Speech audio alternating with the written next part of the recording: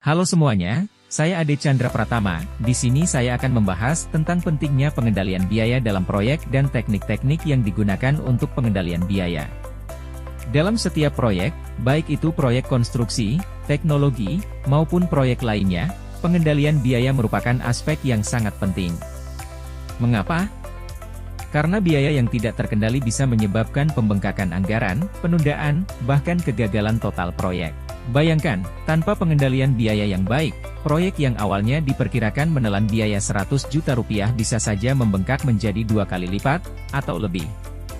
Ini tentu akan merugikan semua pihak yang terlibat. Lalu, bagaimana kita bisa mengendalikan biaya dalam proyek?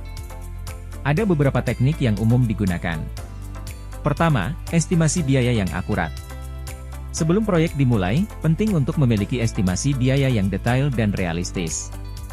Ini bisa dilakukan dengan menggunakan data historis dari proyek sebelumnya atau dengan analisis mendalam dari elemen-elemen proyek. Kedua, penganggaran. Dengan menetapkan anggaran yang jelas dan realistis, tim proyek memiliki panduan untuk menjaga agar pengeluaran tetap sesuai dengan rencana. Ketiga, monitoring dan pelaporan. Mengawasi pengeluaran secara berkala dan membandingkannya dengan anggaran awal adalah kunci untuk mengetahui apakah ada penyimpangan yang perlu segera diperbaiki. Keempat, manajemen risiko.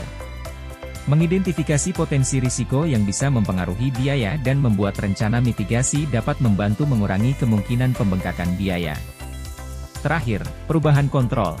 Mengendalikan perubahan dalam proyek adalah cara untuk memastikan bahwa setiap perubahan yang terjadi benar-benar diperlukan dan tidak menyebabkan biaya tambahan yang tidak diinginkan. Dengan menggunakan teknik-teknik ini, pengendalian biaya dalam proyek bisa lebih efektif, sehingga proyek dapat diselesaikan tepat waktu dan sesuai anggaran. Ingat, pengendalian biaya bukan hanya tentang menghemat uang, tetapi juga tentang memastikan kesuksesan proyek secara keseluruhan.